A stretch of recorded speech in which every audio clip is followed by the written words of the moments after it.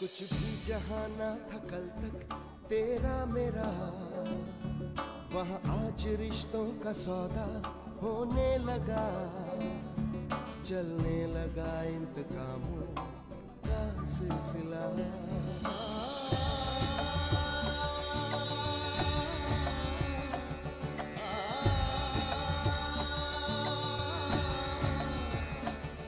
जब आसमानों की ख्वाहिश होने लगे, इंसानियत अपनी आदत खोने लगे। अब हार किसको मिले और जीत किसको मिले, बस वक्त के हाथ में है फैसला। कैसी कश्मकश, कैसी कश्मकश। कल मल्होत्रा की ऑफिस में मेरा बेटा मयंक भी प्रेजेंटेशन के लिए आ रहा है। तुम्हारे बेटे की हार का दर्द मैं तुम्हारे चेहरे पर देखना चाहती हूँ। अगर पापा को तुम्हारा प्रपोजल पसंद आया तो तुम्हारी सॉफ्टवेयर कंपनी समझो खुल गई। मुझसे ज्यादा होनहार क्लाइंट उनको नहीं मिल सकता। मैं चाहती हूँ कि मेरा बेटा मयंक आपकी कंपनी के कोलैबोरेशन से अपनी सॉफ्टवेयर कंपनी की शुरुआत करे। जो भी प्रपोजल हमारी कंपनी के फेवर में होगा, डील उसी के साथ फाइनल होगी। मिस्टर साहिल, हमें आपके साथ काम करके बहुत खुशी है। मयंक सॉफ्टवेयर कंपनी लगाएगा और उससे हमारी कंपनी फाइनेंस करेगी।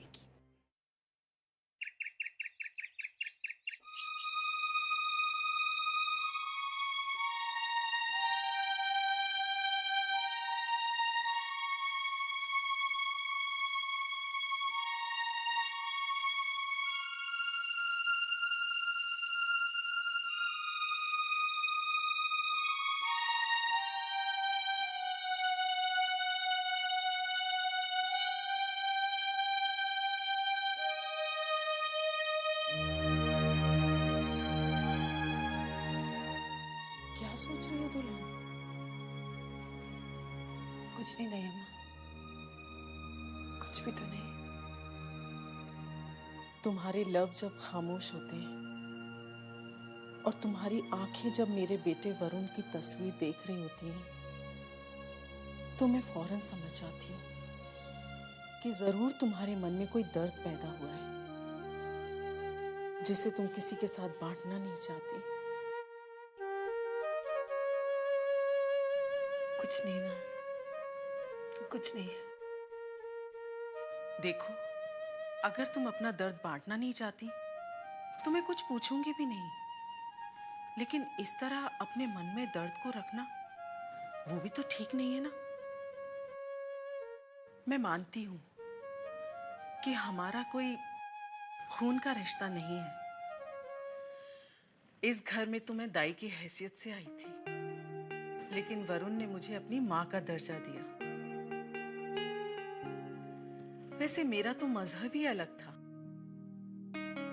फिर भी वरुण ने अपना धर्म बखूबी निभाया। दुल्हन, अब मेरा भी तो फर्ज बनता है कि मैं अपना धर्म निभाऊं। अब तुम कुछ भी कहो, मैं तुम्हें इस तरह दुखी नहीं देख सकती। दयामा, आप ऐसी बातें क्यों कर रहे हैं? मैंने भी तो आपको हमेशा अपनी माँ ही माना है ना। जब माँ माना है तो माँ से क्या छिपाना? बोलो ना बेटी, बात क्या है?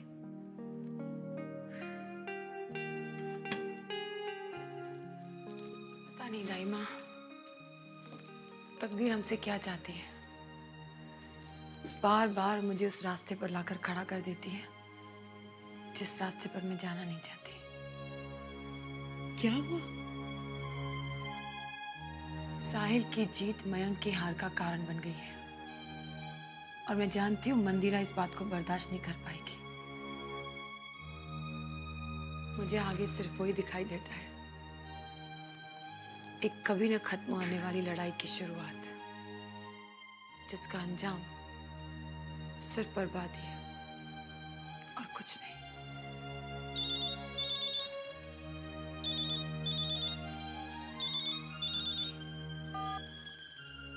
नमस्ते बाबूजी। आराधना बेटा, मैं तुमसे मिलना चाहता हूँ। अभी? हाँ बेटा। Is it possible for you? जी बाबूजी। ठीक है बेटा, मैं सिटीजन होटल में तुम्हारा इंतजार करता हूँ। जी बाबूजी। बाय बेटा। बाय।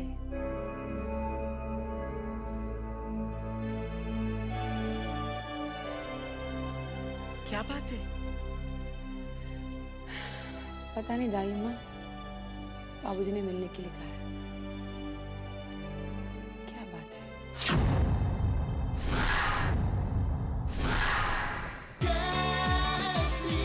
कशमकश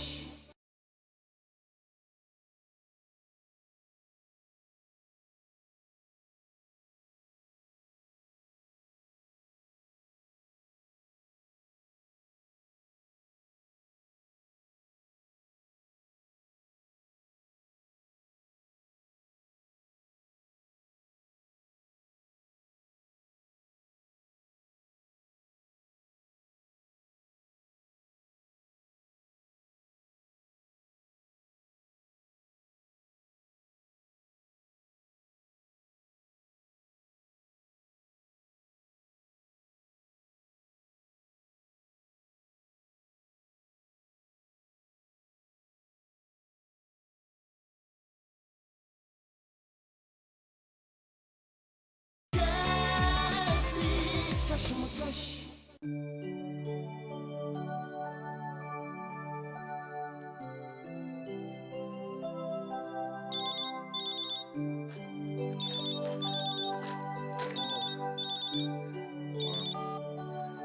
तनु, इस वक्त मैं काम में बिजी हूँ, मेरे पास रोमांस करने के लिए बिल्कुल वक्त नहीं, ओके? अच्छा जनाब, पापा ने आपकी सॉफ्टवेयर कंपनी को ग्रीन सिग्नल क्या दिखा दिया, अब तो मेरे ही प्यार को रेड सिग्नल दिखाने लगे। कोई बात नहीं, मैं भी पापा से बात करती हूँ। हेलो, नुकसान तुम्हारे पापा का ही होगा, क्योंकि मेरे पास जो टैलेंट है ना मैडम, उसे पहचानने वाले और भी हैं। अच्छा, इतना कॉन्फिडेंस है खुद पर? उससे भी कहीं ज्यादा है मैडम। सच? मुझ। अच्छा फिर कब मिलेंगे? एक काम करो, तुम आंखें बंद कर लो, सपनों में आ जाता हूँ, फाइलें लेकर आऊंगा। Good night Sahil. Good night. अच्छा साहिल। हाँ? I love you.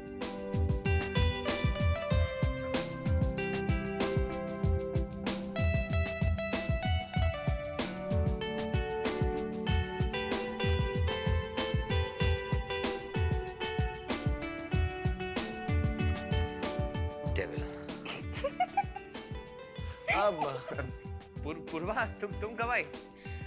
जब आप अपने डेविल के सपनों में थी। तुम नॉटी गर्ल। देखो, बड़ों की बातें सुनना अच्छी आदत नहीं है। अच्छा ठीक है, नहीं सुनूंगी। आगे से पक्का नहीं सुनूंगी। पर भैया, आप एक काम क्यों नहीं करते? आप ना अपने उस डेविल को हमारे इस घर में ले आओ, तो क्या है ना, मुझे छुप छुप कर आपकी बातें सुनने की जरूरत ही नहीं पड़ेगी। फिर ना मैं छुप छुप कर देखा करूंगी। अच्छा अच्छा ठीक है, अब ये भी नहीं करूंगी। पर भाभी तो लेकर आओगे ना? नहीं पूर्वा, पहले मुझे अपना सपना पूरा करना है। माँ की तपस्या की इज्जत रखनी है। यू नो पूर्वा, ये मेरा ड्रीम प्रोजेक्ट है। इसे सफल बनाना ही मेरा लक्ष्य है सर।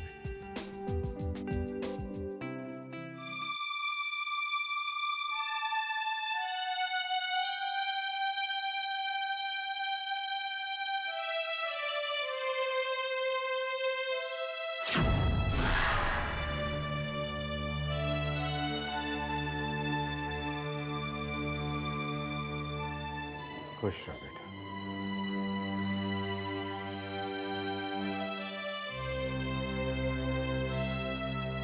बाबूजी, मन पर बोझ रखकर किसी को खुश रहने का आशीर्वाद नहीं देना चाहिए। क्या बात है? कुछ नहीं बेटा। बाबूजी, आप ही की परवरिश ने सिखाया है, जो काम हमें नहीं करना आता है उसे करने की कोशिश भी नहीं करनी चाहिए। फिर आप बेवजह झूठ बोलने की नाकाम कोशिश क्यों कर रहे हैं? क्या बात है, बताइए ना। कैसे कहूं बेटा, कैसे कहूं कि मैं तुम्हारे साथ अन्याय करने आया हूं। सुखी रहने का आशीर्वाद देकर तुम्हारा सुख छीनने आया हूं।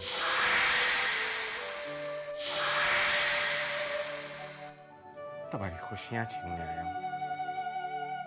बाबूजी, मेरी सारी खुशियाँ, मेरी एक एक मुस्कुराहट आपने दी है। एक बार कह के तो देखिए।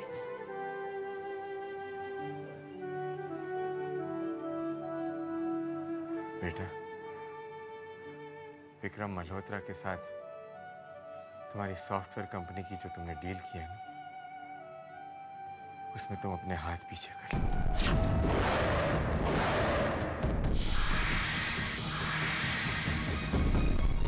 बेटा, मैं जानता हूं कि मैं तुम्हारे साथ अन्याय कर रहा हूं, लेकिन बेटी इसे अन्याय नहीं, मुझ पर एहसान ही समझो।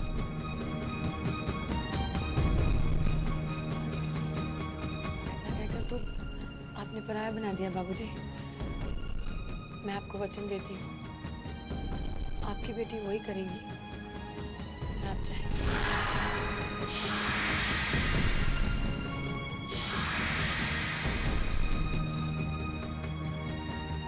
जीते रहो बेटा। बस आपका आशीर्वाद चाहिए।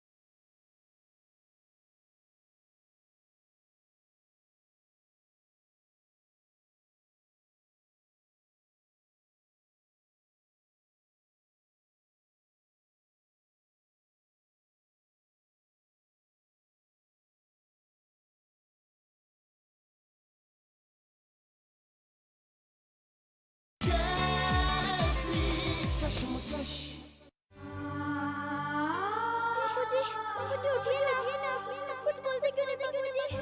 माँ आंखें खोलिए, माँ आंखें खोलिए ना, माँ आंखें खोलिए ना, आप कुछ बोलते क्यों नहीं?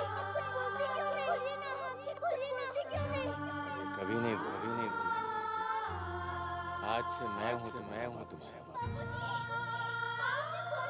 चिंता मत कर बेटी, मैं हूँ तुझे। शांत हो जा। आ बेटा, आज से ये तुम्हारा घर है। मेरा घर? हाँ बेटा, तुम्हारा घर, तुम्हारे बाबूजी का घर।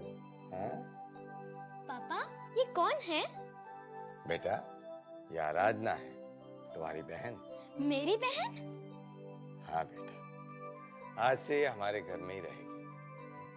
पापा, मैं आराधना को अपने खिलौने दिखाने ले जाऊं? हाँ बेटा, ले जाओ, जरूर ले जाओ। जाओ बेटा। ठहरो।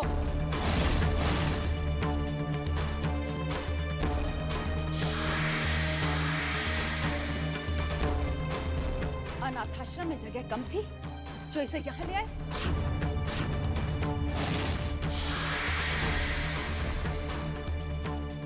मंदिरा, आराधना को लेकर अपने कमरे में जाओ।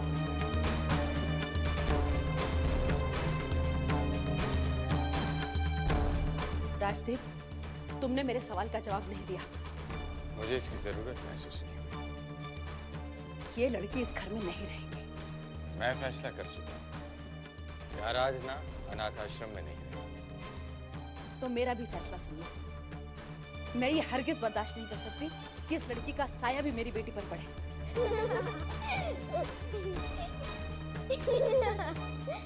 आराधना, ये देखो, ये एक गाड़ी है, मेरी मॉम ने मेरे 3rd बर्थडे पे दी थी।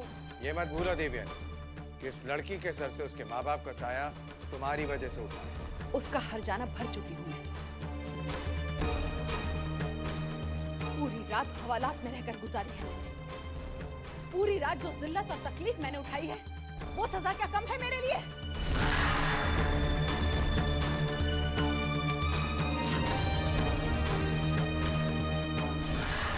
जो अब तुम इस लड़की को इस घर में लाकर मुझे जिंदगी भर के लिए सजा देना चाहते हो। तुम्हारा एक रात हवालात में रहना और एक मासूम बच्ची को जिंदगी भर के लिए फुटपाथ पर जीने के लिए मजबूर करना तुम्हारे लिए एक बात।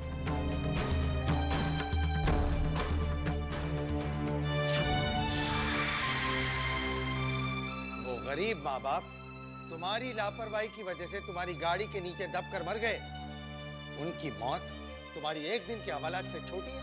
मुझे शर्म आती है तुम पर, शर्म आती है तुम पर देवयानी। शर्म तो मुझे आती है तुम पर और तुम्हारी सोच पर। राजदीप, हम लोग जिस हाई क्लास के लोग हैं उसमें ऐसे सेंटिमेंट्स और ऐसे इमोशंस के लिए कोई जगह नहीं है। अगर इतनी हमदर्दी है उससे तो कुछ मुआवजा देकर छोड़ा उसे। ऐसा नहीं होगा देवयानी, आराधना इसी घर में रहेगी और यही मेरा अंतिम फैसला है। तो मेरा भी अंतिम फैसला सुन लो। आराधना की हैसियत इस घर में एक नौकरानी से ज्यादा नहीं होगी। मैं किसी भी हालत में उसे अपनी बेटी के करीब नहीं आने दूंगी। गंदी नाली की उपज, न जाने भगवान मुझे किस बात की सजा दे रहे हैं।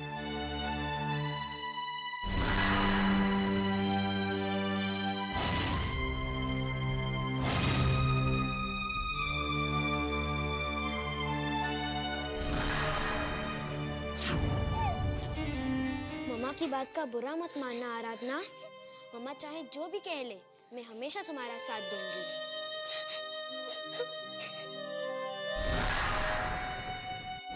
मम्मा चाहे जो भी कह ले, मैं हमेशा तुम्हारा साथ दूंगी। वही होगा बाबूजी जो आप चाहते हैं। मैं जानती हूँ माँ ने जो मेरे और मंदिरा के बीच में गलतफहमियां पैदा की है, आप उन्हें दूर करने की कोशिश कर रहे हैं, लेकिन ये दूरियां कब दूर होगी मैं नहीं जानती।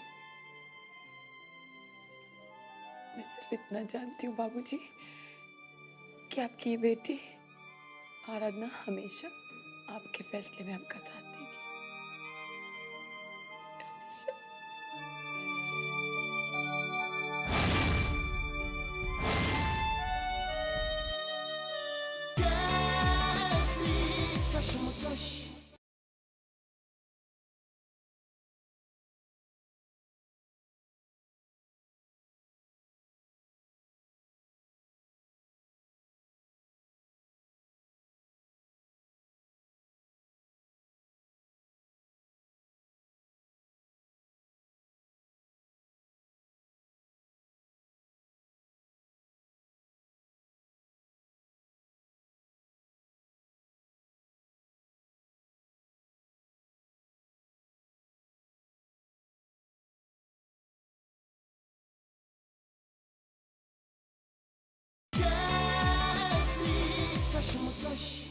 ये क्या कह रहे हो तुम बंसल? मैं बिल्कुल ठीक कह रहा हूँ मैडम। आराधना और उसके बेटे साहिल ने विक्रम मल्होत्रा के साथ जरूरी कमिटमेंट्स पूरी करने के लिए इनकार कर दिया है। लेकिन क्यों? ऐसी क्या बात हो गई? ये तो पता नहीं मैडम, लेकिन ये डील अब आप नामुमकिन ही समझे। हाँ, आपके लिए वक्त बहुत अच्छा है। आप चाहें तो डील आपके साथ हो सकती है। सोच क्या रही है मैडम? इस मौके को हाथ से जाने मत दीजिए। बंसल, मंदिरा चौधरी ऐसे अच्छे मौकों को हाथ से आसानी से जाने नहीं देती। Now just wait and watch. एक दिन ऐसा था जब मंदिरा चौधरी अपने बेटे के साथ विक्रम मल्होत्रा के पास गई थी, लेकिन अब बहुत जल्द मिस्टर विक्रम मल्होत्रा ये प्रपोजल लेकर मेरे पास आएगा।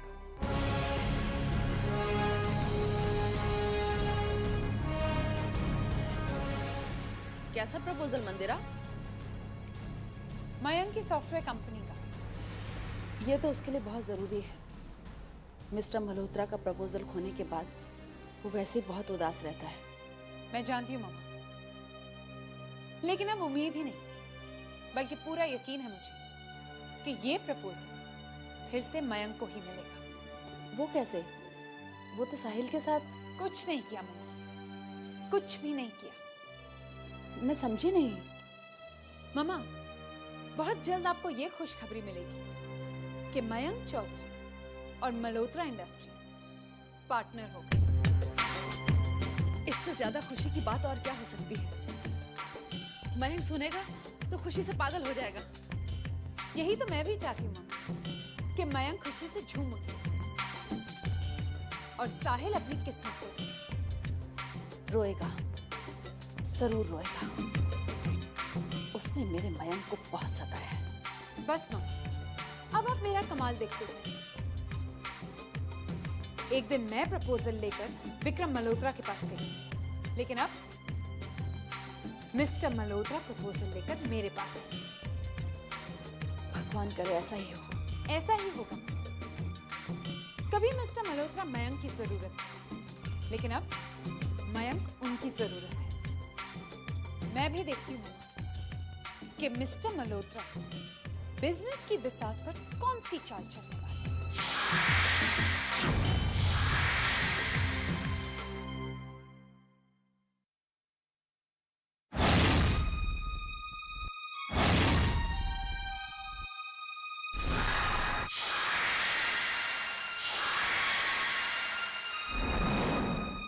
ये क्या कर दिया आपने?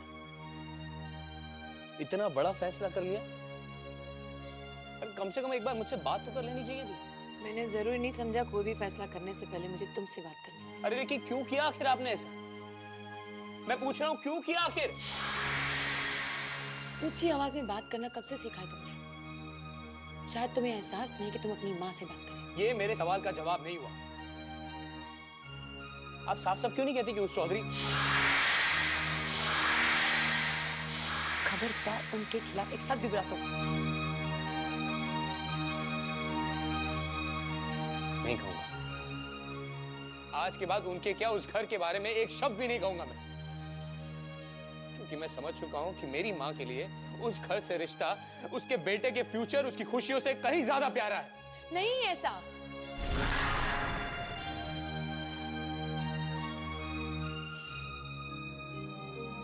साहिल, ऐसा बिल्कुल नहीं है बेटा। तेरी खुशियां ही मेरी जिंदगी है, लेकिन जिंदगी और फर्ज में बहुत अंतर होता है।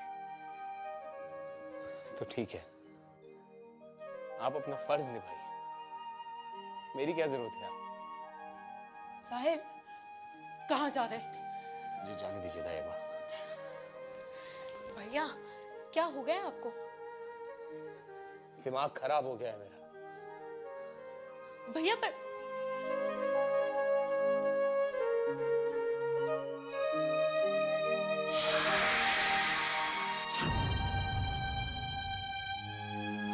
बहुत गलत किया तुमने। ताईमा, कम से कम आप तो इल्जाम मत लगाइए। मेरे पास और कोई रास्ता ही नहीं था। बाल सफेद हो गए मेरे, लेकिन